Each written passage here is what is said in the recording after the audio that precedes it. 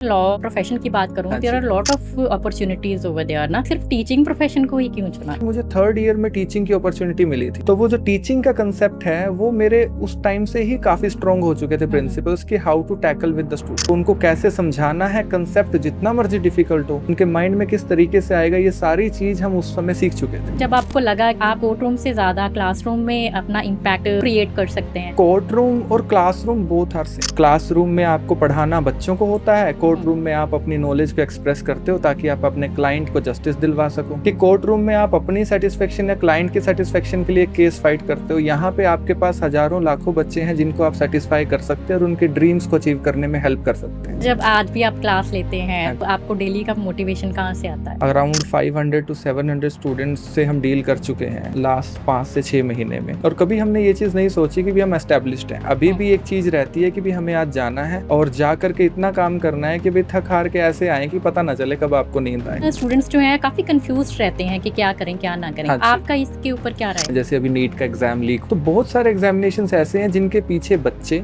या उनके पेरेंट्स अंधाधुंध जा रहे हैं। मेरा नेफ्यू जो है ही is just in 8th class. अगर मैं आपको उसके बनाए हुए स्केचेस दिखाऊंगा तो यू विल बी मेस्मराइज्ड कि भाई इतना अच्छा ड्राइंग कोई कैसे कर सकता। तो मुझे ऐसा लगता है यार ये तो BFA करेगा, bachelor of fine arts and artist वगैरह कुछ बनेगा। बट ही सेज कि भाई I want to be a computer engineer. उसका आर्ट कुछ कह रहा है, उसकी बातें कुछ कह रही हैं, बच्चा कंफ्यूज। पेरेंट्स को भी मैं यही सजेशन देता हूँ कि हमेशा अपने बच्चों का कैलिबर फाइंड आउट करें। मेरे फादर ने मुझे ये बात कही थी कि जो भी करना अच्छा कर, मतलब ये ना हो कि आज आप कुछ स्टार्ट करते हो और कल आप उसको खत्म करके बैठ जाओ कि मुझसे नहीं हो रहा। अंदर से ही जील थी कि हम पढ़ा सकते हैं अच्छे से। सभी चीजें साइड में रखकर बस एक माइंड में रखा कि I will put all my efforts on this academy. क्यों डरें कि क्या होगा, कुछ ना होगा तो तजुर्बा होगा।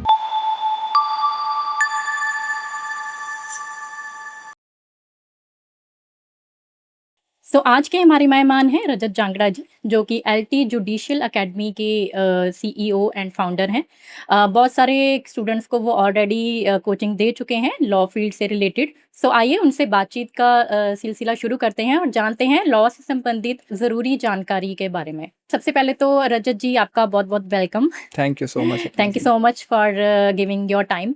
रजत जी सबसे पहले तो ये बताइए आपका जो बैकग्राउंड है लॉ, और अपने बारे में थोड़ा हमारे ऑडियंस को बताइए कि थोड़ा इंट्रोडक्शन दीजिए अपने बारे में। बेसिकली मैम मेरा नाम रजत जांगड़ा है और मैं LT जुडिशियल एकेडमी का फाउंडर एंड डायरेक्टर हूँ। जी। 3 साल पहले हमने एक कोचिंग इंस्टीट्यूट स्टार्ट किया था। एक छोटा सा ड्रीम हम लेके आए थे कि भाई हम भी पढ़ा सकते हैं लॉ को, जी। और लॉ को बच्चों को पढ़ा करके उनको इस तरीके की क्वालिटी देंगे कि वो जुडिशियल सर्विसेज एग्जामिनेशन ही क्या कि कितने भी एग्जामिनेशंस हैं जो लॉ से रिलेटेड हैं उन सबको क्रैक कर सकते हैं। जी।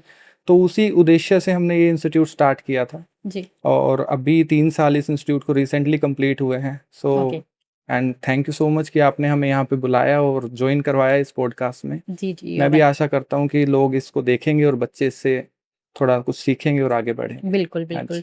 रजत जी आपने कब सोचा कि आपको लॉ फील्ड के उसमें ही जाना है, लाइक कि आपने स्कूल से ही डिसाइड कर लिया था या फिर कोई ऐसा मोमेंट था जिसने आपको प्रेरित किया कि आपको इसी फील्ड में जाना चाहिए? एक्चुअली क्लास 10th का रिजल्ट मेरा थोड़ा ठीक ठाक आ गया था। जी। तो जैसे फैमिली में डिस्कशंस चले तो कि आफ्टर क्लास 10th क्या स्ट्रीम हमें ऑप्ट करनी चाहिए। जी। तो one of my cousin he suggested me why don't you go for UPSC। जी। सो आई सेड हाँ ये कोई काफ़ी अच्छा ऑप्शन है। इसके अलावा स्कूल में भी काउंसलिंग के लिए काफ़ी सेशंस हुए, जी। तो उसमें भी UPSC काफ़ी अट्रैक्टिव सा लगा कि हाँ UPSC क्रैक करेंगे और DC जज IAS मतलब बन जाएंगे हम। जी। तो वो चीज़ देख करके मैंने क्लास +1 में ह्यूमैनिटीज़ एज अ सब्जेक्ट ले लिया। तो ह्यूमैनिटीज़ हमने पढ़ी, बट जैसे जैसे ह्यूमैनिटीज़ में क्लास +1 +2 में पढ़ता रहा तो मेरे फादर साहब का थोड़ा सा माइंड में ये चीज़ थी हमेशा से ही कि मेरा बेटा लॉ करे। तो मैंने तो UPSC के लिए यूनिवर्सिटी में इनफैक्ट BA में एडमिशन ले लिया था। ओके। और उसके बाद मेरे फादर ने मुझे फोर्स किया कि नहीं तुम्हें लॉ का एंट्रेंस एग्जाम भी देना पड़ेगा। जी। तो मैंने बस एंट्रेंस एग्जाम दिया और मेरा लॉ में एडमिशन भी हो गया। Then my father said you should go for the law. तो I just obeyed my father and went for this course. Sir LT judicial academy का जो वो था, वो कैसे आपके दिमाग में आया कि हमें एक अकेडमी ओपन करनी चाहिए? और बहुत सारे लोग जो स्टूडेंट्स हैं उनको कई बार सही मार्गदर्शन भी नहीं मिल पाता है ना।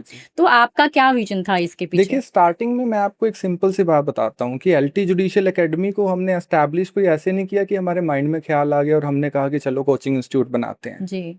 5 ईयर लो कोर्स करने के बाद जो बच्चा 5 ईयर लो कोर्स कर रहा है उसके माइंड में यूपीएससी से डाइवर्जन होकर जज बनने का ख्याल जरूर आता है। जी और एक बार बच्चे दिल्ली या चंडीगढ़ जरूर जाते हैं, हम भी उन्हीं में से थे। जी मैं 5 ईयर लो कोर्स करने के बाद दिल्ली चला गया, आई मूव दिल्ली। वहाँ पे मैंने 7 to 8 मंथ्स लगाए जी और दिल्ली में एजुकेशन लेने के बाद एक चीज समझ में आई कि जो भी टीचर पढ़ा रहा है कहीं ना कहीं वो सेल्फ सेटिस्फेक्शन किसी स्टूडेंट की पूरी नहीं कर पा रहा। जी तो कुछ अनअवॉइडेबल सर्कमस्टांसेस थे जिनकी वजह से मैं दिल्ली से वापस अपने होम टाउन कुरुक्षेत्र मूव किया मैंने। और जब मैं कुरुक्षेत्र गया वापस तो थोड़ा सा मन हताश था कि मान लो हम किसी एक सिटी में मूव किए थे और वहां से हमें था कि भी हम ड्रीम अचीव करेंगे और फिर ही घर वापस जाएंगे, but without achieving anything I went back to my home. तो जैसे ही मैं अपने होम टाउन आया 2-3 दिन मैं निराश रहा। उसके बाद आई थॉट कि मैं 5 ईयर लो कर चुका हूँ, I am already 21, should I start working और should I keep starts like study करता रहूं या कुछ भी इस तरीके के एस्पेक्ट या लिटिगेशन ज्वाइन कर लूं। तो ये सारी चीजें मेरे माइंड में थी उस टाइम पे। तो all of sudden I just researched about it और मैंने देखा कि why I am putting this dream, कि मैं जज क्यों नहीं बन सकता या फिर मेरे को एक्चुअल में क्या लैकुना फील हो रहा है इंडस्ट्री में जो मैं गैप फील कर सकता हूँ। तो वो चीज़ मैंने देखी और उसको फाइंड आउट करने के लिए मैंने सोचा कि भाई मैं एक अच्छा टीचर हूँ, क्योंकि लो 3rd ईयर से मैंने बच्चों को पढ़ाना स्टार्ट कर दिया था। तो लो 3rd ईयर से मैंने छोटे बच्चों को पढ़ाया, ह्यूमैनिटीज़ पढ़ाया, सोशल साइंसेज पढ़ाया। तो वहाँ से कहीं ना कहीं एक ये चीज़ सेल्फ इंस्पेक्शन होता है ना इंसान का कि भाई हाँ मैं कुछ कर सकता हूँ। तो उस कंटेक्स्ट में मैंने देखा कि आई कैन टीच वेल और इवन जो रिव्यू थे वो भी वैसे ही थे। तो बस उसी मोटिव से I thought about this concept. तो फिर मैंने बहुत रिसर्च किया, रिसर्च करने के बाद I came up with the name legal turtle. तो our academy's initial name was legal turtle and it was very unique name. तो इवन कुरुक्षेत्र में जब लीगल टर्टल एस्टैब्लिश हुआ, 1-2 और अकेडमी भी थी, दे वर डूइंग रियली वेल। तो हमारे माइंड में थोड़ा सा ये था कि हम बिगनर्स हैं and I was just having a degree of law, 5 year law. ना मैंने मास्टर्स कर रखी है ना मैंने पीएचडी कर रखी है। टीचिंग का एक्सपीरियंस मेरा सिर्फ इतना है कि भाई मेरे को पता है मैं अच्छा पढ़ाता हूँ, बट बच्चों को कैसे प्रूव करें। तो कंसेप्ट हमने एस्टैब्लिश किया। लीगल टर्टल का जो जर्नी है वो 3 साल तक का रहा और वो लीगल टर्टल से आज एलटी जुडिशियल एकेडमी बन चुका है, जिसको कुरुक्षेत्र ही नहीं हरियाणा भी जानता है। इवन हमारे ऑनलाइन बैच में we have students from Mahendragarh, Jhansi और पंजाब में इधर संगरूर से हमारे पास स्टूडेंट्स हैं ऑनलाइन बैचेस में जी। सो उस हिसाब से हमने ये लीगल टर्टल फिर धीरे धीरे शॉर्ट हो गया एलटी जुडिशियल एकेडमी। मैंने स्टार्ट किया था, उसके बाद और टीम जुड़ी। अब 10+ मेंबर्स हैं एलटी जुडिशियल एकेडमी में जो टीच करते हैं। और एक सिंपल सा एस्पेक्ट है कि स्टूडेंट की जर्नी लो स्कूल से लेकर के उसके जुडिशरी यानी कि जज बनने तक के ड्रीम को कंप्लीट करना एलटी जुडिशियल एकेडमी का कंसेप्ट है। That's very great. यस।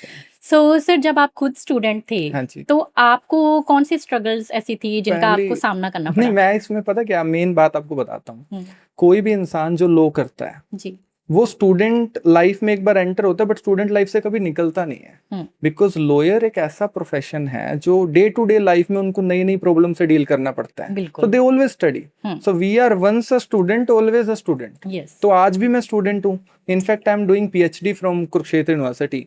तो मेरी पीएचडी वहां से चल रही है। तो हम आज भी स्टूडेंट है। स्टूडेंट लाइफ से तो बाहर निकलने का मौका मिला ही नहीं। बट हाँ ये है कि बीइंग अ स्टूडेंट और बीइंग अ सीनियर स्टूडेंट जिस तरीके से बच्चों को गाइड करते हैं और उनके चेहरे पे वो स्माइल और वो सेटिस्फेक्शन देखकर कहीं ना कहीं ये लगता है कि भाई हाँ एक्चुअल में हम ड्रीम को फुलफिल कर पा रहे हैं। सो सर आज आप हजारों लोगों को गाइड करते हैं, लेकिन आपको क्या लगता है, क्या डिफरेंस नजर आता है कि जब आप स्टूडेंट थे और आपने क्या स्ट्रगल्स की और जो आजकल के बच्चे हैं उन्हें क्या स्ट्रगल्स, किन किन स्ट्रगल्स का सामना करना पड़ रहा है? देखो सबसे मेन बात इसमें मैं आपको एक बात बताता हूँ। लॉ में जब भी कोई बच्चा एडमिशन लेता है तो सबसे पहली चीज जिसमें उसको प्रॉब्लम आती है that is bare act. Bare act एक कंसेप्ट होता है कि जितनी भी हमारी बुक्स हैं, जितना भी लॉ लेजिस्लेशन ने बनाया है that is in the form of bare act जी। तो उस बेयर एक्ट की अंडरस्टैंडिंग को लाने में ही बच्चों को 3-3, 4-4 साल लग जाते हैं। इवन इनफैक्ट कुछ बच्चे ऐसे भी हैं जो 5 ईयर लॉ कोर्स कंप्लीट कर चुके हैं but they are not even aware about the little meaning of bare act. तो एक ये कहीं ना कहीं हमारे लिए भी संकट था उस टाइम पे कि how to understand this bare act. Language इतनी ज्यादा डिफिकल्ट है, और जो बच्चा जस्ट अभी अपनी स्कूलिंग पास आउट करके आया है उसको वो चीज समझने में बड़ी डिफिकल्टी होती थी। जी बिल्कुल। मैं हिंदी बैकग्राउंड से एक स्टूडेंट था, मैं I have done my all qualification from government school only. जी। तो गवर्नमेंट स्कूल से आने के बाद हमारे पास ये सबसे बड़ी प्रॉब्लम थी कि एक्चुअल में हम कैसे इंग्लिश को एकदम से ऑप्ट करें, और इंग्लिश को ऑप्ट करने के बाद उसको समझेंगे और वो भी लीगल लैंग्वेज को समझेंगे, फिर उसको लिखेंगे, वो बहुत डिफिकल्ट एस्पेक्ट था। जी। तो उससे हम बहुत जूझे हैं, और शायद ये एक कारण है कि मेरी लाइफ में मैंने इन चीजों को फेस किया है। दैट इज द रीजन कि आज मैं इंग्लिश मीडियम स्टूडेंट्स को तो ऑब्वियसली हम गाइड करते ही करते हैं, बट हिंदी मीडियम स्टूडेंट्स को भी ये कहते हैं कि हम कर सकते हैं तो कोई भी कर सकता है। तो ये सिंपल सी बात है। तो बेरेक्ट को समझने में दिक्कत होती है बच्चों को। रॉयल्टी जुडिशियल एकेडमी की ये सबसे खास बात है कि स्टूडेंट चाहे फर्स्ट ईयर का हो या फाइनल ईयर का हो, उसको बेरेक्ट इतने अच्छे से समझाया जाता है कि उसको कभी भी डर ही नहीं लगता कि व्हाट इज दिस। बेरेक्ट है तो कोई बात नहीं, it's okay, he will study it, क्योंकि कुछ की कांसेप्ट्स हैं जो हम बच्चों को सिखाते हैं और उनको सीखकर वो बहुत अच्छा कर पाते हैं। सो सर फ्रैंकली स्पीकिंग, अगर मैं लॉ प्रोफेशन की बात करूं, हाँ देयर आर जी। Lot of opportunities over there ना। हाँ जी। सो आपने उन अपॉर्चुनिटीज को पीछे रख के सिर्फ टीचिंग प्रोफेशन को ही क्यों चुना? यार मैं ना अपॉर्चुनिस्टिक बहुत ज्यादा हूँ। जी। लाइक मैं लॉ में हमने एडमिशन लिया, मुझे कुछ आता हो ना आता हो, बट आई वाज अपॉर्चुनिस्टिक। अगर मुझे कोई अपॉर्चुनिटी मिलेगी आई विल डू दैट। ठीक है।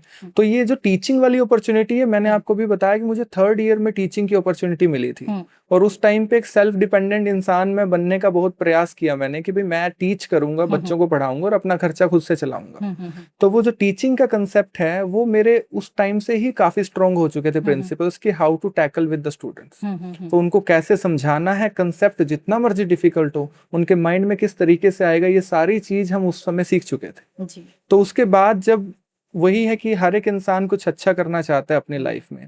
मेरे फादर ने मुझे ये बात कही थी कि जो भी करना अच्छा करना, मतलब ये ना हो कि आज आप कुछ स्टार्ट करते हो और कल आप उसको खत्म करके बैठ जाओ कि मुझसे नहीं हो रहा। और यही कारण है आज भी 3 साल हो गए एलटी जुडिशियल एकेडमी को, इतनी सारी डिफिकल्टीज हमने फेस करी। कंपटीशन तो चलो कोई इतना मैटर नहीं करता, बट उसके अलावा भी बहुत सारी डिफिकल्टीज है जो हमने फेस करी, और आज भी एलटी जुडिशियल एकेडमी वही नहीं बल्कि उससे बड़ी एकेडमी है। राइट। तो वो एक अंदर से ही झील थी कि हम पढ़ा सकते हैं अच्छे से। तो सभी चीजें साइड में रखकर बस एक माइंड में रखा कि I will put all my efforts on this academy, और क्यों डरें कि क्या होगा, कुछ ना होगा तो तजुर्बा होगा, बस ये बात सोच के आगे चलते रहे। जी।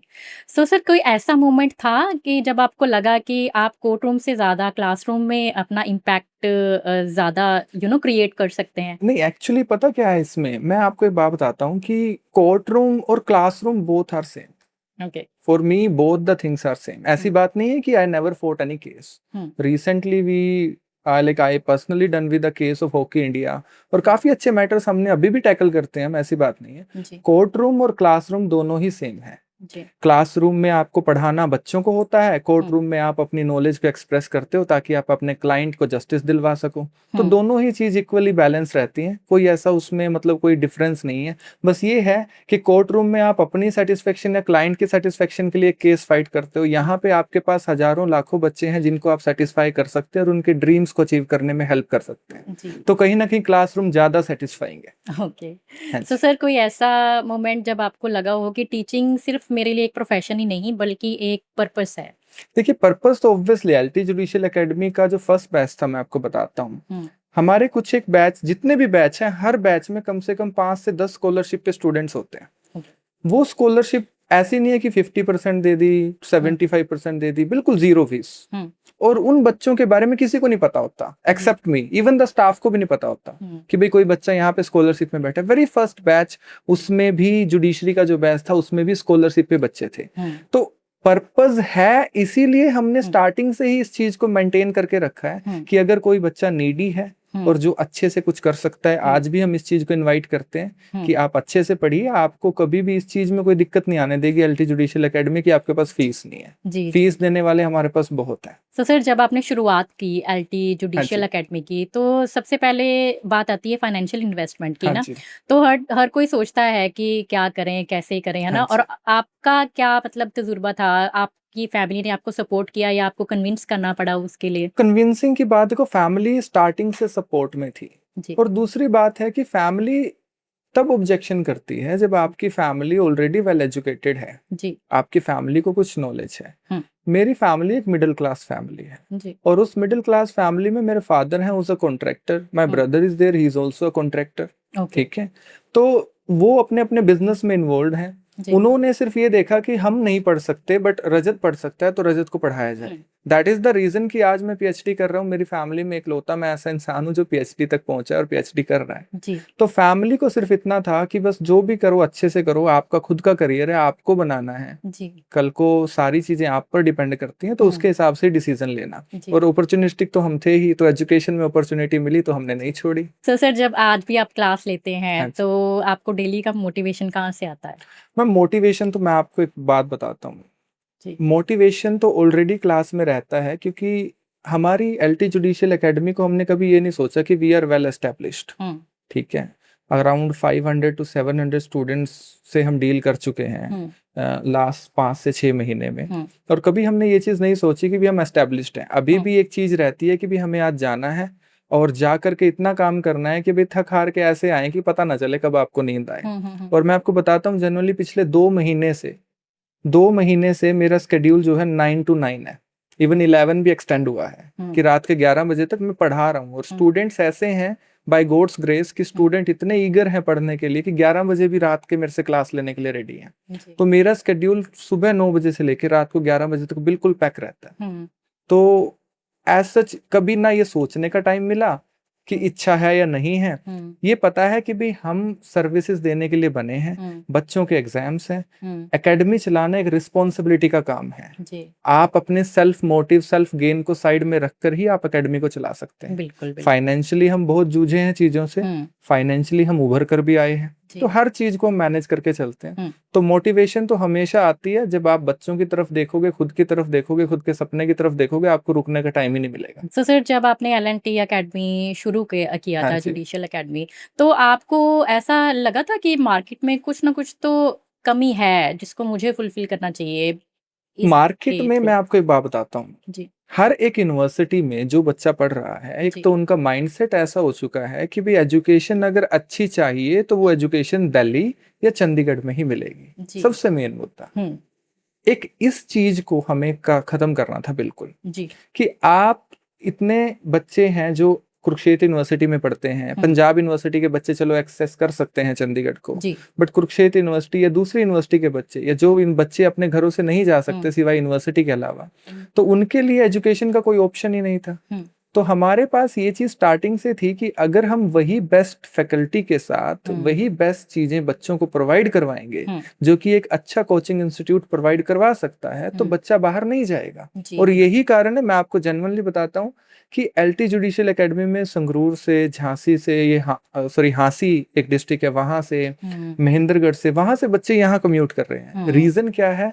Just because of the quality of education जी। क्योंकि पेरेंट्स का ट्रस्ट भी हमारे ऊपर उतना ही है जितना उनके बच्चों का है। बिल्कुल। तो उनको पता है कि एलटी जुडिशियल एकेडमी अगर कभी भी बच्चों से डील कर रही है तो हर चीज का ध्यान रखकर चलती है जो बच्चे को जरूरी है। तो पेरेंट्स हो ना हो बच्चे के पास, अगर एलटी जुडिशियल एकेडमी है तो उसको किसी चीज की टेंशन नहीं है जी। हाँ जी। तो सर इंस्टीट्यूट खोलना और इंस्टीट्यूट चलाना दो अलग अलग चीजें हैं। तो सबसे पहले जब आपने खोला इंस्टीट्यूट तो आपको किन किन डिफिकल्टीज का सामना करना पड़ा? देखो इनिशियली सबसे इंपॉर्टेंट बात है कि आप एक पर्टिकुलर प्लेस को हायर कर लो। आप कहते हो कि भी मैंने रेंटल प्रॉपर्टी ले ली, राइट, उसमें एस्टेब्लिश कर लो, चलो इन्वेस्टमेंट 5, 7, 10 लाख जितना आपका बजट है आप कर लो जी। बट उसके बाद अगर सिर्फ बोर्ड लगाना इंस्टीट्यूशन को एस्टेब्लिश नहीं करता। इंस्टीट्यूशन को एस्टेब्लिश करने के लिए सबसे पहले आपके माइंड बिल्कुल मेंटली प्रिपेयर होना पड़ता है आपको।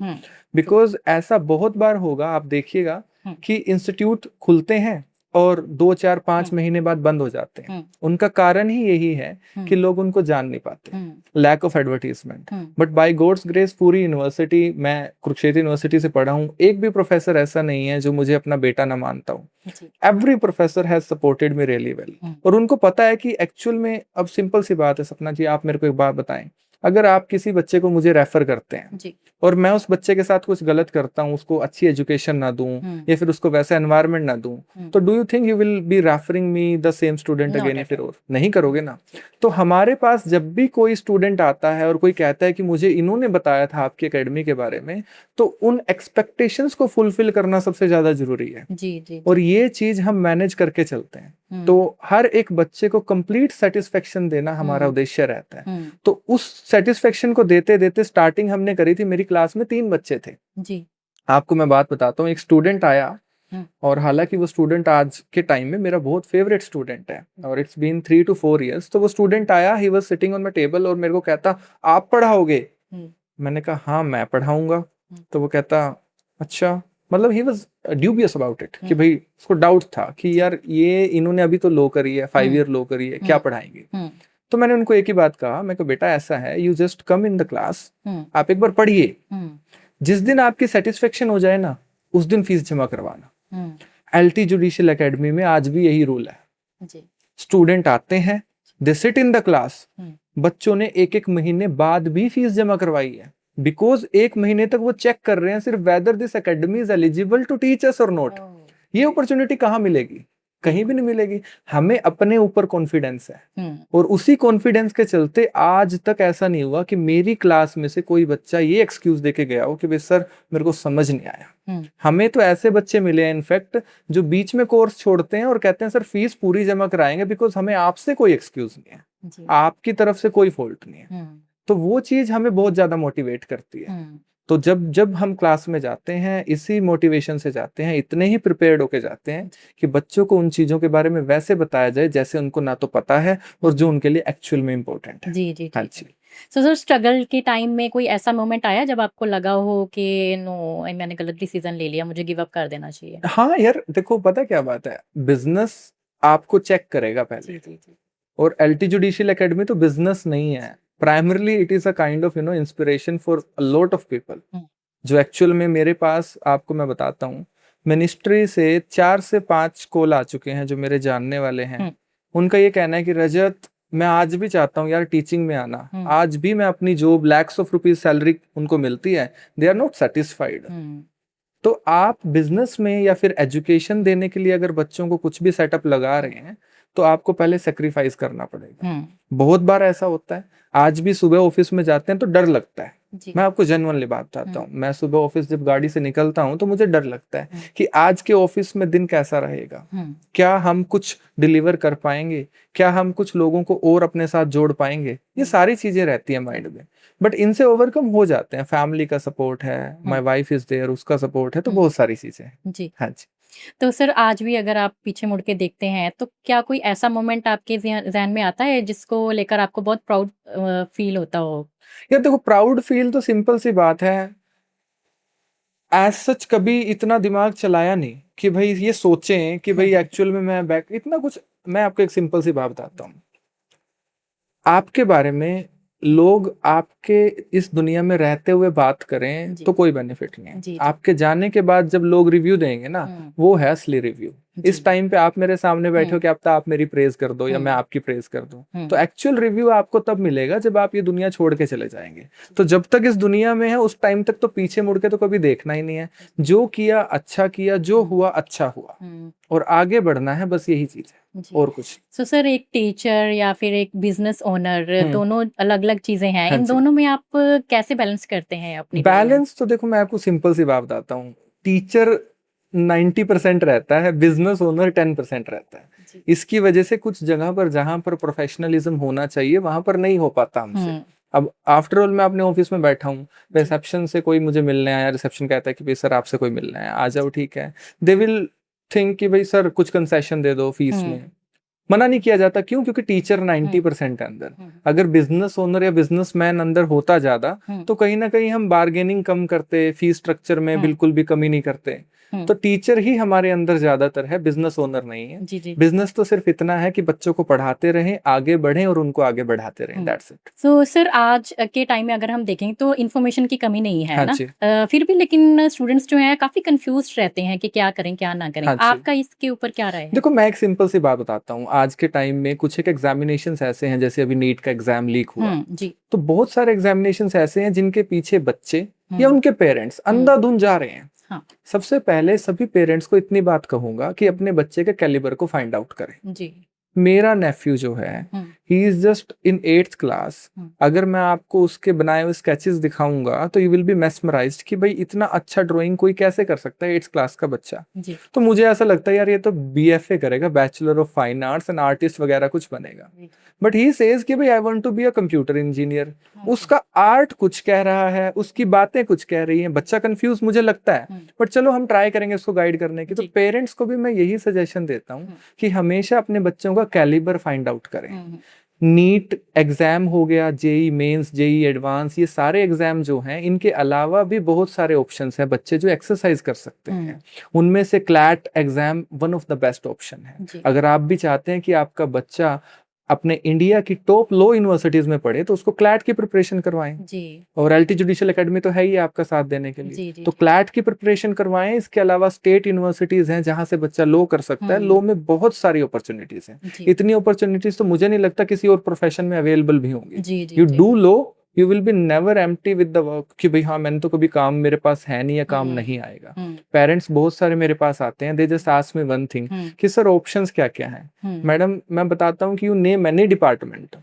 मैं कहा आप किसी भी डिपार्टमेंट का नाम लो, you will find a legal position there. क्या आपको हर डिपार्टमेंट में इंजीनियर मिलेगा? क्या आपको हर डिपार्टमेंट में डॉक्टर मिलेगा, साइंटिस्ट मिलेगा? नो। बट लॉयर आपको सारे डिपार्टमेंट में मिलेगा। तो वहीं से आप देख सकते हैं कि डिमांड बहुत ज्यादा है।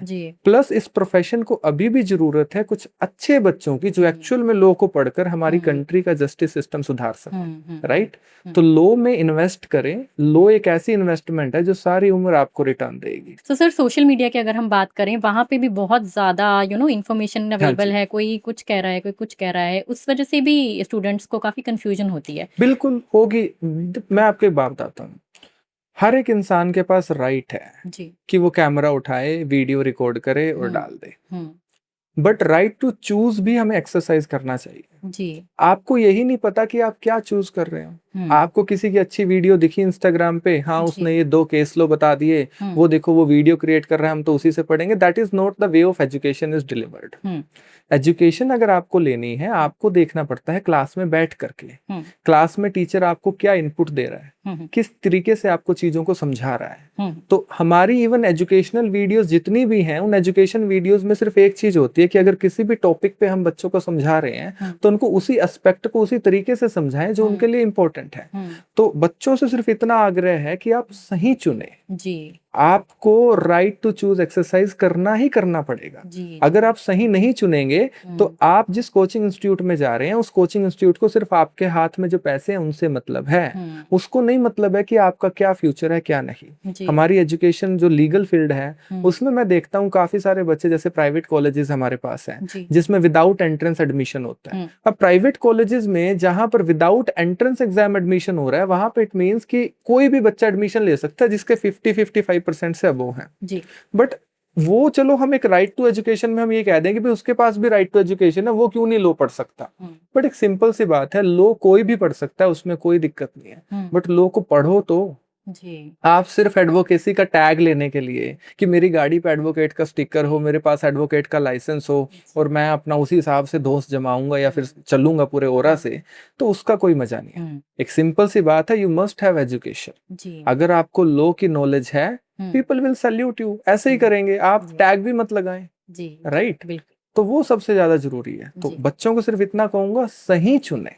अगर सही चुनोगे तो ही आपकी लाइफ सेटल हो पाएगी। अदरवाइज बेटा वही है फिर कि +2 क्लास चली गई, क्लैट एग्जाम क्रैक नहीं हुआ, फिर किसी कोचिंग इंस्टीट्यूट में जाओगे, वो कहेगा कोई बात नहीं जी ड्रॉप करा देते हैं। अरे भाई इंडिया ड्रॉप करवा देते हैं। अब्रॉड में 16-16 साल के बच्चे बिलियनियर बने बैठे हैं और आप यहाँ पे 20 साल का बच्चे को आपने कर दिया और उसके बाद भी कह रहे हैं सर ड्रॉप करवा देते हैं। मैंने आज तक किसी बच्चे को एडवाइस नहीं किया you take a drop, never ever. हालांकि अगर वो ड्रॉप करता है तो मेरे को 1 लाख रुपए फीस मिलती है madam. I never advised. Parents की चॉइस है, हमेशा उसको ऑप्शन बताया कि ड्रॉप मत करवाओ, आपके बच्चे का एडमिशन मैं इस इंस्टीट्यूट में एडजस्ट करवा देता हूँ, यहाँ का एंट्रेंस करवा देता हूँ ताकि इसका ड्रॉप ना हो। बट वो पेरेंट्स की पर्सनल चॉइस रहती है तो ड्रॉप करता है, अदरवाइज हमने कभी एडवाइस नहीं किया इन चीजों को। तो वो सबसे इम्पोर्टेंट एस्पेक्ट है। तो सर आपके पास जो भी स्टूडेंट्स आते हैं, कोई कॉमन इशू जैसे कोई भी मिसकंसेप्शन लेके जुडिशरी के रिलेटेड ऐसे कोई स्टूडेंट्स हैं जो सबसे ज्यादा मतलब कि ये कॉमन इश्यूज लेके आते हैं जो कि नहीं इससे देखो, मैं रिलेटेड हो? आपको एक सिंपल सी बात बताता हूँ। जुडिशरी को दूर से देखना कि भाई जुडिशरी एक एग्जामिनेशन है और हम किसी भी स्टेट का जुडिशरी एग्जाम देंगे और जज बन जाएंगे, सिर्फ बच्चों को इतना दिखता है। लेकिन उसके पीछे की मेहनत, उसके पीछे मिसकंसेप्शन, नो? हाँ, वो वही चीज मैं आपको बता रहा हूँ कि बच्चों को सिर्फ इतना दिख रहा है कि this is the position, right. आपको चांद दिख रहा है बट आपको चाहिए भी कि मैं चांद पे पहुंचना चाहता हूँ, but you are not aware about the journey, कि आपको क्या करना पड़ेगा वहां तक जाने के लिए। तो सबसे मेन है कि आप अट्रैक्ट बाद में हो, पहले अपने अंदर की चीज को फाइंड आउट करें जी। क्या आप उतना हार्डवर्क पुट कर सकते हैं या नहीं। जिन बच्चों को कोचिंग इंस्टीट्यूट के कंटेक्स्ट में मिसकंसेप्शन रहती है कि भाई कोचिंग इंस्टीट्यूट में हम जाएंगे, जुडिशरी की कोचिंग लेंगे और हम जज बन जाएंगे, नो। मेरा कोचिंग इंस्टीट्यूट हो या किसी और का हो, कोई कोचिंग इंस्टीट्यूट ऐसा नहीं है जो ये कहे कि हम तो जज बना के देंगे, नो। कोचिंग इंस्टीट्यूट का काम है आपको प्रॉपर गाइडेंस प्रोवाइड करवाना, उस आपको एक प्रॉपर जर्नी या रास्ता तय करवाना। एलटी जुडिशियल एकेडमी का प्लस पॉइंट क्या है, उस जर्नी में जितने भी उतार चढ़ाव है ना, उन सब में हम बच्चों की हेल्प करते हैं। हमारी एकेडमी में पर्सनल टीचर, आपको मैं जनरली बात बताता हूँ, 2 से 3 टीचर्स का क्या काम है, they are managing the academy. Evening में सोने से पहले they will be texting every single child, हर बच्चे से बात करनी है, आर यू फाइन, काम किया आज का, घर कोई दिक्कत तो नहीं, कोई परेशानी, कोई फाइनेंस से रिलेटेड परेशानी हो, कोई इमोशनल स्ट्रेस हो। क्योंकि आज के टाइम में जितने बच्चे कोचिंग में जा रहे हैं, आप एक बार देखिए, उनको थोड़ा चेक कीजिए, बच्चों की जो फिजिकल वेलबींग है, मेंटल वेलबींग है, उस पर कोई फोकस नहीं है। Parents are not even focused, ठीक है। तो उन सब चीजों को ध्यान में कौन रखेगा। ये इन्हीं चीजों के गैप को कवर करने के लिए तो एलटी जुडिशियल एकेडमी बनी है जी। हमारा काम सिर्फ इतना है कि बच्चे को एजुकेशन से तो हमें 100% देना ही देना है, बट उसके माइंड में 1% स्ट्रेस ना रहे जी, यही कारण है हमारे बच्चे सबसे ज्यादा आउटपुट देते हैं। That is the main reason कि जितने भी बच्चे हमारे पास आते हैं, they are satisfied in terms of education और इन टर्म्स ऑफ देयर परवरिश ऑल्सो। फादर मदर पेरेंट्स के बाद एलटी जुडिशियल एकेडमी जिस तरीके से उनका ध्यान रख रही है, दैट इज द रीजन कि उनकी जो ये जर्नी है ना, 1 साल 1.5 साल 2 साल की, वो इतने अच्छे से गुजरती है कि वो फैमिली लाइक माहौल फील करते हैं। तो सबसे इंपॉर्टेंट एस्पेक्ट ये है। तो सबको मैं यही सजेस्ट करता हूँ कि पैसे बाद में कमा लेना, जितने भी कोचिंग इंस्टीट्यूट ओनर है, पहले बच्चों को वो एनवायरनमेंट दो, पहले अपने आप को साफ करो, फिर आओ, राइट। आप खुद ही गलत हो और आप दूसरों को सोचते हो सही गाइड कर दूंगा, बिल्कुल नहीं हो सकता। तो सर आपको लगता है कि जो कोचिंग इंस्टीट्यूट्स हैं, हाँ है ना, जी। तो उनमें भी ओवर प्रॉमिसिंग या फिर कुछ ज़्यादा प्रॉमिसिंग कर लेते हैं और जो भी एक्सपेक्टेशंस होती हैं, फाल्स जो प्रेडिक्शंस होती हैं, वो डिलीवर करते हैं? नहीं, मैं इसमें आपको कल का ही एक इंसिडेंट बताता हूँ। कल मैं ऑफिस में बैठा था तो एक पेरेंट्स मेरे पास आए एंड दे वर लाइक कि सर इसका पंजाब यूनिवर्सिटी एग्जाम क्लियर करवाओ, जैसे मर्जी करवाओ जी। उनका बच्चा मेरे पास आ रहा है, बीच में उसने 20 दिन का गैप ले लिया। तो जब बच्चा स्टार्टिंग के 10 दिन में आया तो 10 दिन में उसमें इम्प्रूवमेंट थी। हालांकि वो बच्चा, मैं ये कहूंगा कि 10% उसके पास था और 10 से वो 40% तक आ चुका था जी। बीच में 20 दिन का गैप दिया, वो 10 से अब 0 पे जा चुका है। तो यहाँ पे मेरे पास 2 ऑप्शंस हैं। एक तो मैं उस बच्चे को अपने पास रखने के लिए, उससे फीस निकलवाने के लिए उसके पेरेंट्स को कह दूं हाँ जी होगा, क्यों नहीं होगा, पंजाब यूनिवर्सिटी आपका बच्चा नहीं करेगा तो कौन करेगा, या क्लैट का एग्जाम आपका बच्चा नहीं करेगा तो कौन करेगा।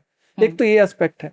बट हमने वहां पे उनके पेरेंट्स को साफ सी बात कही कि आपके बच्चे का अगर रिकॉर्ड आप चेक करो, हर बच्चे की एक फाइल हमारे पास होती है, उस फाइल में प्रॉपर उसका डिस्क्रिप्शन होता है, कितने टेस्ट बच्चे ने दिए हैं, उनमें क्या मार्क्स है, कितनी प्रोग्रेस है, ये सारी चीजों का ट्रैक रिकॉर्ड हम रखते हैं।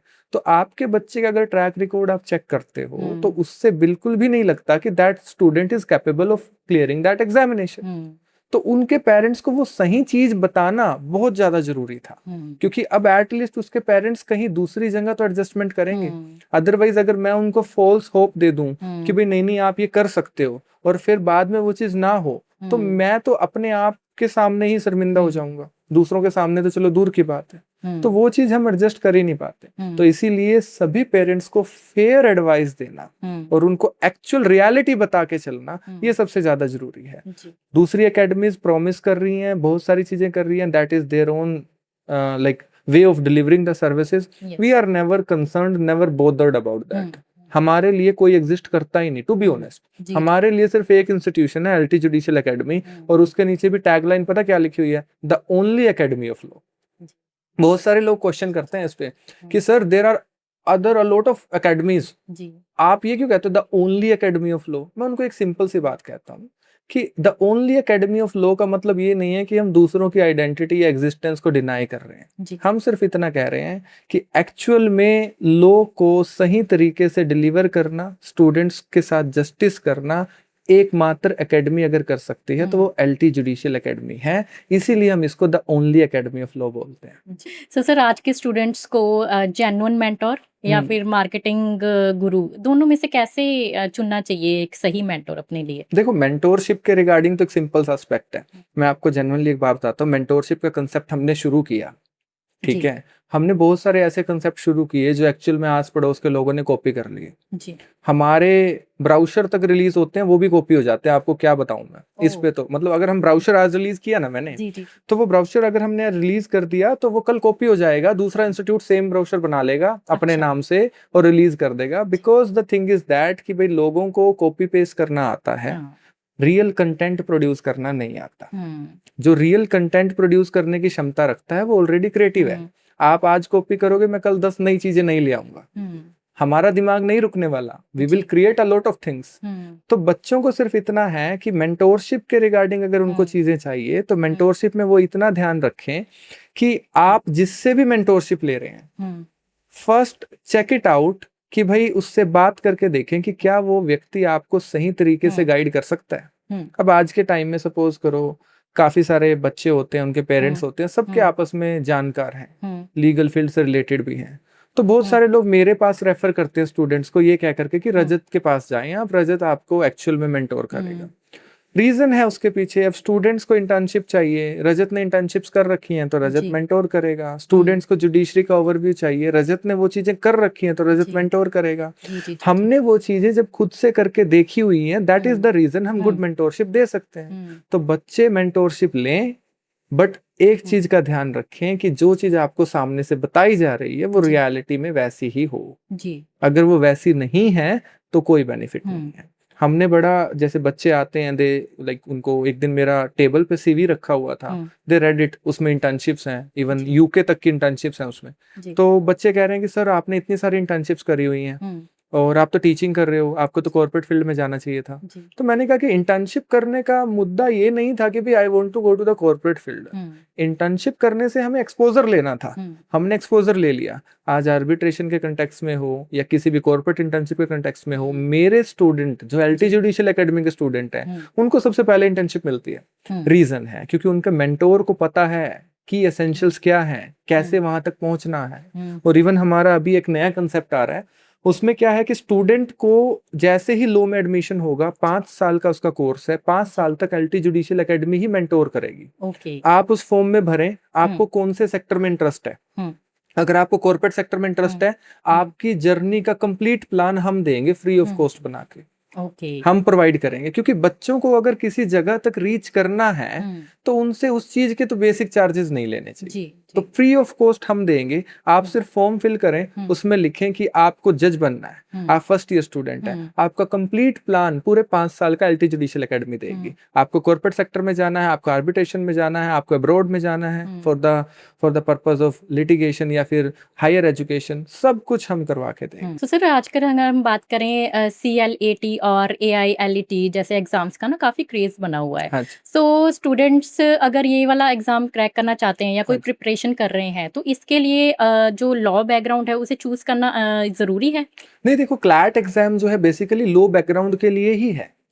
जैसे हम ये कहते हैं ना कि भी किसी बच्चे को NIT या IIT एडमिशन लेना है तो उसको उसके अकॉर्डिंग उस एग्जाम की प्रिपरेशन करनी होती है। किसी बच्चे को MBA में एडमिशन लेना है तो कैट एग्जाम की प्रिपरेशन करनी होती है। इसी तरीके से हमारे पूरे इंडिया में नेशनल लॉ यूनिवर्सिटीज है। ओके। तो अगर नेशनल लॉ यूनिवर्सिटीज में आपको एडमिशन लेना है तो आपको क्लैट और AILET एग्जाम देना ही पड़ेगा, okay. Right. Other than this फिर तो आपको स्टेट यूनिवर्सिटीज मिल सकती है, स्टेट यूनिवर्सिटीज में आप एडमिशन ले सकते हो, उनका भी एंट्रेंस एग्जाम होता है, जी। चाहे वो पंजाब यूनिवर्सिटी हो, कुरुक्षेत्र यूनिवर्सिटी हो, महाराष्ट्र में हो, हम्म। या CUET एग्जाम हो। जी जी। तो क्लैट एग्जाम हर उस स्टूडेंट को देना पड़ेगा जो एक्चुअल में लो एक अच्छी यूनिवर्सिटी से करना चाहता है। जी। और अब तो आपको टेंशन लेने की बात ही नहीं है, क्योंकि एक्सपर्ट फैकल्टी के साथ LT जुडिशियल एकेडमी आपके सामने है। जी। क्लैट एग्जाम में ये कहते हैं कि एक बार बच्चा हमारे पास आएगा, उसका सुबह 6 बजे से लेकर रात के 9 बजे तक का रूटीन हमें पता है क्या करवाना है। जी जी। जिस तरीके से बच्चा क्लैट एग्जाम क्रैक कर सकता है, वो सारी चीजों को डिकोड करके साइड में रखा हुआ है। जी। तो जितने भी बच्चे आ रहे हैं, they are managing really well, hmm. Improving day by day, hmm. And I hope by the end of this December they will be getting good university. So sir, CLAT aspirants आपके अकॉर्डिंगली ऐसी कौन सी mistakes करते हैं जो आपने देखी हो? CLAT aspirants के लिए सबसे पहली मिस्टेक ये है कि आप फैंसी कोचिंग इंस्टीट्यूट्स की तरफ ज्यादा भाग रहे हैं। आपको कुछ दिख रहा है, कोई कोचिंग इंस्टीट्यूट जो ऑनलाइन बहुत अच्छी एडवर्टीजमेंट कर पा रहा है, आप उसकी तरफ ज्यादा भाग रहे हैं। आप अपनी कन्वीनियंस देखें। जनरली क्लैट का कोर्स क्लास +1 या +2 में बच्चे ऑप्ट करते हैं, तो उनको +1 की एजुकेशन भी मैनेज करनी पड़ती है, साइड बाय साइड +2 की एजुकेशन भी मैनेज करनी पड़ती है, क्योंकि उनको एग्जाम्स देने हैं, बोर्ड एग्जाम्स। और क्लैट का एग्जाम दिसंबर में होता है, तो +2 के एग्जाम से पहले ही उनका क्लैट का एग्जाम हो जाता है। तो LT जुडिशियल एकेडमी ने इसीलिए इस तरीके का कंसेप्ट डेवलप किया है कि जो बच्चे रेगुलर आना चाहते हैं उनकी आफ्टरनून में क्लासेस हैं, इवनिंग के टाइम पर, और जो बच्चे रेगुलर नहीं आ सकते उनका वीकेंड बैच। यही कारण है LT जुडिशियल एकेडमी 7 के 7 दिन ओपन रहती है। फैकल्टी बदलेगी, स्टाफ बदलेगा, हालांकि डायरेक्टर सेम रहेगा, बट 7 के 7 दिन ओपन रहेगी। तो 7 के 7 दिन बच्चों को क्लैट की प्रिपरेशन करवाते हैं। वीकेंड बैच में उनके पास एक्सपर्ट फैकल्टी आती है, उनको पढ़ाती है। तो इस तरीके से हम बच्चों को डिलीवर कर पा रहे हैं कि वो क्लैट एग्जाम के लिए प्रिपेयर कर सके। तो क्लैट एग्जाम में उनको ये ध्यान रखना है कि आप वहां जाएं जहां पर आपसे एक्चुअल में हार्ड वर्क करवाया जाए। बच्चे स्मार्ट वर्क की तरफ भाग रहे हैं, टीचर स्मार्ट वर्क प्रोमिस कर रहे हैं। स्मार्ट वर्क क्या, एक व्हाइट बोर्ड लगा लिया, एक डिजिटल बोर्ड लगा लिया, उस पर 4 सेक्शन पढ़ा दिए, 4 बेरेक के प्रोविजन पढ़ा दिए और कह दिया कि ये देखो ये स्मार्ट वर्क है। No, that is not. आपने कर लिया, आप उसको करके उससे आप कमा रहे हो। उस बच्चे ने अभी कुछ नहीं किया है, उसको अभी करना है। तो अगर उसको अभी से स्मार्ट वर्क पे डाल दिया तो वो बिल्कुल भी नहीं सीख पाएगा। उसको करना पड़ेगा हार्ड वर्क। हार्ड वर्क से चीजें सीखेगा, जब सीख जाएगा उसके बाद वो अपने आप स्मार्ट वर्क कर लेगा, आपकी उसको जरूरत नहीं है, राइट। तो हार्ड वर्क से करोगे तो लंबे चलोगे, अगर स्मार्ट वर्क करोगे तो बस थोड़ी देर के खिलाड़ी हो, फिर नहीं आप रुक पाओगे। तो सर, जैसे आपने बात की कि +1 +2 के जो स्टूडेंट्स होते हैं, तो सर उसी एज में ही बच्चे जो है प्रेशर में आ जाते हैं क्लैट के एग्जाम्स के लिए। तो आपके अकॉर्डिंगली सही अप्रोच क्या होनी चाहिए इस प्रिपरेशन? देखो, सबसे सिंपल सी अप्रोच मैं एक बताता हूँ। आज के टाइम पे पेरेंट्स एजुकेटेड हो या ना हो, मेरी एक एडवाइस माने, अपने घर पे एक न्यूज़पेपर लगवाएं, इंग्लिश न्यूज़पेपर लगवाएं। जो बच्चा क्लास 8 क्लास 5 से इंग्लिश न्यूज़पेपर पढ़ रहा है, उसके लिए क्लैट एग्जाम का 50% कंसेप्ट तो खत्म है। बचा क्या? 50% में बेसिक रीजनिंग आपको सीखनी है, हम सिखाएंगे। इंग्लिश के कंसेप्ट आपको क्लियर करने हैं, हम करवाएंगे। लॉ को किस तरीके से डील करना है, हम बताएंगे। साइड बाय साइड जो एक्चुअल में करंट अफेयर चल रहे हैं और उस करंट अफेयर में जीके के एस्पेक्ट को कैसे ऐड ऑन करना है और क्या क्या चीजें उसमें से पुट आउट करनी है, ये सब हम करवा के देंगे। तो मेन बात ये है कि बच्चों को प्रेशर नहीं लेना, बच्चे अपनी रीडिंग पर ध्यान दे। जितनी ज्यादा अच्छी आप रीडिंग कर सकते हैं, आप क्लास 10th 11th तक वो रीडिंग कर लें। और अगर नहीं भी की, इट्स नेवर टू लेट। हमारे इंस्टीट्यूट में क्या है कि वी हैव अ एक पूरा रैक है, उसमें नॉवेल्स ही नॉवेल्स है। हर बच्चा स्विच करता है। आज उसने कोई नॉवल इशू करवा लिया, वो पढ़ेगा, उसको 5 7 10 दिन में उसको कंप्लीट करेगा, उसके बाद वो दूसरा इशू करवा लेगा। Reading is most important, not even for CLAT exam. Lawyers के लिए अच्छा बोलना, अच्छा लिखना और अच्छा पढ़ना, ये 3 चीजें बहुत एसेंशियल है। तो अगर आपको अच्छा लिखना, अच्छा बोलना और अच्छा पढ़ना आता है, आपको कोई नहीं रोक सकता। तो क्लैट एग्जाम की भी वही रिक्वायरमेंट है। सोशली अवेयर रहें, मेंटल स्ट्रेस नहीं लेना, खुद से पढ़ सको तो वेल एंड गुड है, सेल्फ स्टडी कर सको तो वेल एंड गुड है, अदरवाइज हम हैं। Simple. And what about the AILET exam, sir? Ma'am, AILET exam is completely based on CLAT pattern. AILET is just like कि भाई जैसे क्लैट के लिए 25+ नेशनल लॉ यूनिवर्सिटीज हैं, तो एक नेशनल लॉ यूनिवर्सिटी दिल्ली में है, तो दिल्ली की जो नेशनल लॉ यूनिवर्सिटी है उसका एक अलग से एग्जाम होता है जिसको AILET बोलते हैं। सो सर कोचिंग के बिना भी ये दोनों एग्जाम क्रैक किए जा सकते हैं आपके बिल्कुल अकॉर्डिंग? किया जा सकता है। मैं आपको एक सिंपल सी बात बताता हूँ, जिस बच्चे को कोचिंग नहीं लेनी वो ना ले, वो एलटी जुडिशियल एकेडमी का मेंटोरशिप प्रोग्राम ले ले। आप घर रहो, आप पढ़ो, आपका स्केड्यूल मैं डिसाइड करूंगा आपको क्या करना है, आपको नहीं देना एक पैसा भी। जिस बच्चे के पास पैसे नहीं है वो मेंटोरशिप प्रोग्राम ले, हमारे सारे एक्सपर्ट उसको मेंटोर करेंगे, हम बताएंगे आपको कैसे चीजों को टैकल करना है, डे टू डे क्या आपका रूटीन रहेगा, किस तरीके से आप चीजों को मैनेज करेंगे। तो सेल्फ स्टडी से कंप्लीटली पॉसिबल है, और सेल्फ स्टडी के साथ साथ अगर हमारी मेंटोरशिप हो तो 100% पॉसिबल है। सो सर अगर हम बात करें नेशनल जो लॉ अकेडमीज होती हैं तो उनका हाइप जो है आपके अकॉर्डिंगली कितना रियल है? देखिए, नेशनल लॉ इंस्टीट्यूट्स की अगर आप बात कर रहे हैं तो बात सिर्फ इतनी सी है कि आज के टाइम पे पेरेंट्स मांगते हैं आउटपुट जी। कि मैं अपने बच्चे को एक एजुकेशन इंस्टीट्यूट में तो डाल दूंगा, लेकिन उस एजुकेशन इंस्टीट्यूट में पढ़ने के बाद क्या उसको कोई पैकेज मिलेगा, क्या उसको इतनी क्वालिफिकेशन मिलेगी कि हिल बी वेल सेटल्ड? बिकॉज आज के टाइम पे जो व्यक्ति साल का 20-25 लाख नहीं कमा रहा तो वो कुछ भी नहीं कमा रहा। सिंपल सी बात ये है। तो इसीलिए नेशनल लॉ यूनिवर्सिटीज यहाँ पर एक बहुत अच्छा रोल प्ले करती हैं। एक तो बच्चों को एनवायरनमेंट वैसा, प्लस हर एक लीगल डेवलपमेंट के बारे में बच्चे अवेयर रहेंगे। दूसरी बात, पैकेजेस की बात करें तो काफी अच्छे पैकेजेस बच्चों को मिल जाते हैं। इसीलिए हम भी ये कहते हैं कि भी नेशनल यूनिवर्सिटीज में जाना चाहिए बच्चों को, वहां से करना चाहिए।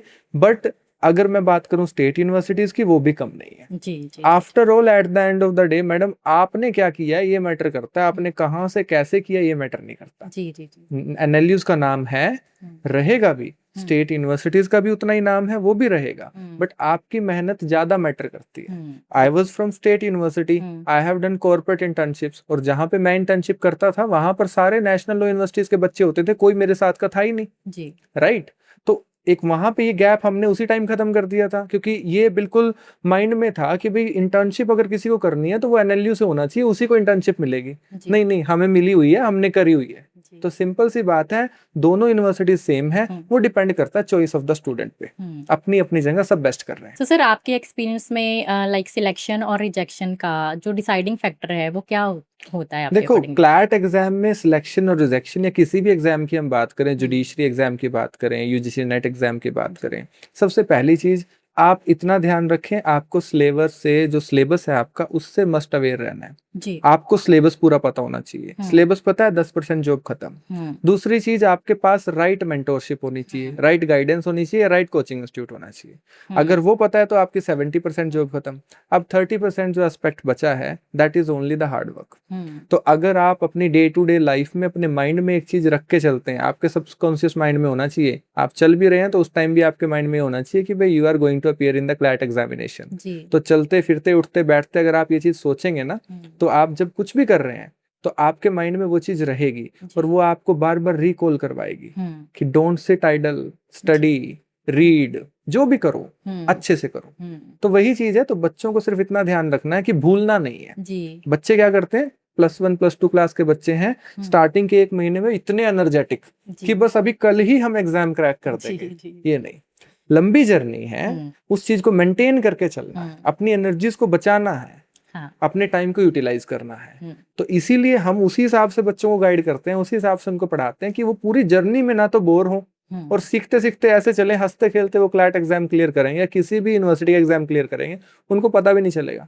दिल भी जस्ट लाइक सर ये सेल्फी है मेरी नेशनल लॉ यूनिवर्सिटी के साथ, देखिए मैंने आपके साथ क्रैक कर लिया, इतनी सी चीज है। तो सर आज के स्टूडेंट्स की अगर हम बात करें ना, कंसिस्टेंसी मेंटेन नहीं कर पाते हैं बहुत सारे स्टूडेंट्स ना, तो आप उनको कैसे गाइड करते हैं? देखो, कंसिस्टेंसी का एक सिंपल सा एस्पेक्ट है, जैसे जैसे आपकी स्टडीज में गैप होगा आप नहीं रह सकते कंसिस्टेंट जी। हमारा तो 10 मिनट रूल है, हमारे एप्स पे, हमारी वेबसाइट्स पे, सब जगह यही है कि 10 मिनट रूल है। आप डेली के 10 मिनट एक बार इन्वेस्ट करो। 10 मिनट जब आप इन्वेस्ट करोगे तो उसके बाद आपके माइंड में क्वेश्चन आएगा कि what you have read, what you have studied, या व्हाट यू हैव लर्नड, आपने क्या सीखा। जैसे ही आपके माइंड में क्वेश्चन आए कि आपने क्या सीखा, तो ऑटोमेटिकली वो 10 मिनट रूल 1 आवर में, 1 डे में कैसे कन्वर्ट होगा आपको नहीं पता चलेगा। मैं आज भी बच्चों को एक ही बात कहता हूँ, आप 15-20 मिनट निकालो। बच्चे आते हैं मेरे पास, बैठते हैं, कहते हैं सर हमने आज ये पढ़ लिया। मैं कहा अच्छा एंजॉय कर रहा है लाइफ? नहीं। कहता हाँ सर कर रहा हूँ। मैं कहा एक काम करिए, चलते फिरते ना 10 मिनट एक बार देख लियो ये, वो बच्चे जिनको जिनको बिल्कुल भी मन नहीं करता था पढ़ने में, वो 10-10 मिनट देख करके आज 1-1 2-2 घंटे बैठ के पढ़ते हैं, और जो 1-2 घंटे वाले थे वो 5-5 7-7 घंटे पे पहुंच चुके हैं जी। तो मेन बात है कंसिस्टेंसी अगर मेंटेन करनी है तो इसमें मैडम 2 चीजें हैं।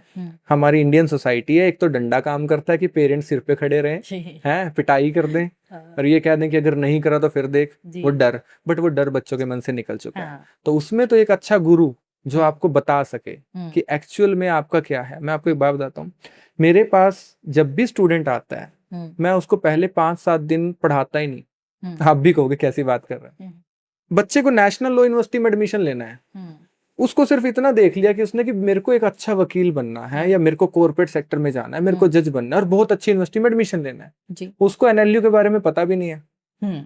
4 से 5 दिन मैं सिर्फ उसको चीजें बताऊंगा।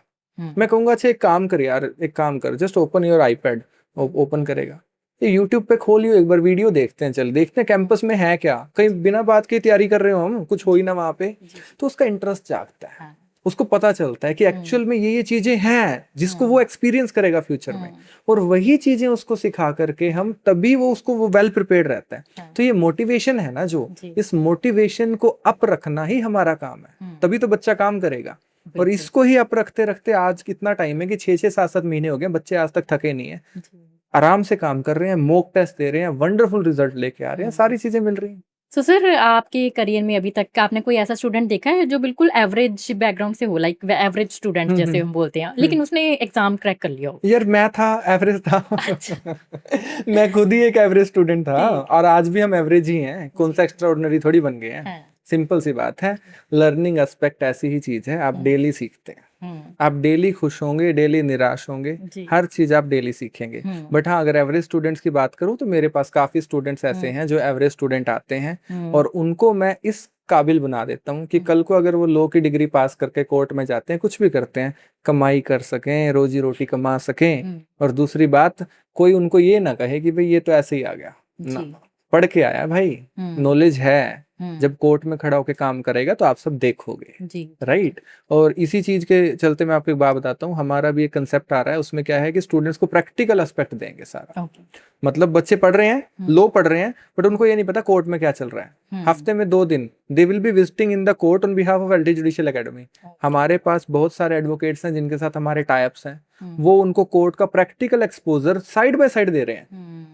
तो जिस बच्चे को लॉ की नॉलेज है, उसने बुक्स पढ़ रखी हैं, उसने सारा लॉ का ज्ञान प्राप्त कर रखा है, और वो साइड बाय साइड कोर्ट का प्रैक्टिकल एस्पेक्ट जो एक्चुअल में बच्चों को सीखने में लॉ के बाद 6-6 महीने 8-8 महीने 1-1 साल लग जाता है, वो हम उसको लॉ करने से पहले सिखा दे रहे हैं, राइट। तो मेन मुद्दा ये है कि भाई बच्चा एवरेज हो या फिर बच्चा काफी हाई स्टैंडर्ड का हो, ये मैटर नहीं रखता। एलटी जुडिशियल एकेडमी को 0 से शुरू करना है, चाहे जैसा मर्जी बच्चा आए, हमें शुरू करना है 0 से। तो हम तो वहीं से स्टार्ट करते हैं जहां से हर बच्चे का बेस एक्चुअल में स्ट्रॉन्ग हो सके। So sir as a teacher को सबसे ज्यादा खुशी कब मिलती है, जब उसको सैलरी मिलती है या फिर किसी बच्चे का सिलेक्शन होता यार है? सैलरी तो देखो मेरे को नहीं मिली आज तक। आप तो चलो इंस्टीट्यूट के खुद ओनर हैं सर। 3 साल से I am the founder and director, मेरे को आज तक सैलरी नहीं मिली। मैंने आज तक चेक नहीं किया कि भाई हम कैसे कितना पैसा कमा रहे हैं। टू बी ऑनेस्ट, मैं ये बात सिर्फ जस्ट बिकॉज इस पॉडकास्ट पे बैठ के नहीं कह रहा, मैं जेन्युइनली हमने नहीं चेक किया। हमारा नुकसान होता है, हमारा नुकसान रिकवर भी होता है। हमारे जितने भी स्टाफ है उन सबको सैलरी मिल जाती है। स्टाफ भी बहुत कोऑपरेटिव है। एक तो मैं इस चीज से ब्लेस्ड हूँ कि मेरे पास जितना भी स्टाफ है, चाहे वो प्रिंसी मैम हो, ज्योति मैम हो, लवप्रीत सर हो, गगन सर हो, जितने भी हैं सारे बहुत ज्यादा कोऑपरेटिव हैं। तो सबसे मेन बात तो ये है कि अगर आपका स्टाफ अच्छा है, आपके साथ काम करने वाले लोग अच्छे हैं, तो उससे बेटर कुछ नहीं है। तो सैलरी का कोई ऐसा इशू नहीं है, बच्चों के चेहरे पे खुशी मिलती है और वो देखकर मन सेटिस्फाई हो जाता है। बट हाँ, कुछ एक नीड्स ऐसी हैं जो पैसा ही पूरी कर सकता है, तो वो भी जरूरी है। कमा लेते हैं इतना कि अच्छे से रह सके। जी। सो सर लास्ट में एक आपसे एडवाइस चाहेंगे कि आपसे इंस्पायर हो सकें स्टूडेंट्स जो इस फील्ड में आना चाहते हैं, उनके लिए एक एडवाइस दीजिए। देखो बच्चों, मैं आपको सिर्फ एक ही बात कहना चाहूंगा, लो एक बहुत बेस्ट ऑप्शन है, आप उसको चूज करें।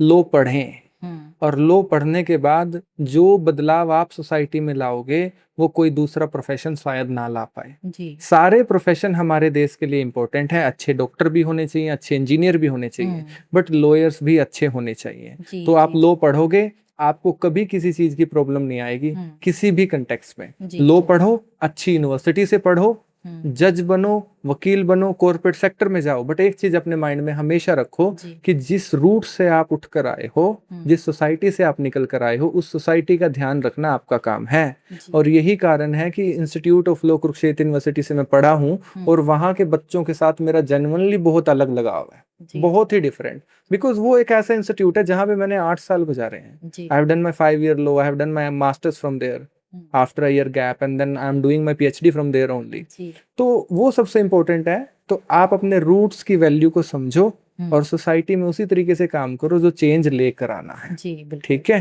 सो रजत जी, आपने बहुत ही वैल्यूएबल जो इन्फॉर्मेशन थी, आई एम श्योर जो स्टूडेंट्स हैं उन्हें बहुत ज़्यादा इंस्पिरेशन मिलने वाली है और बहुत ज़्यादा अच्छी गाइडेंस भी आपने प्रोवाइड करी। So thank you so much Rajat ji for your valuable time. Thank you so much. Thank you.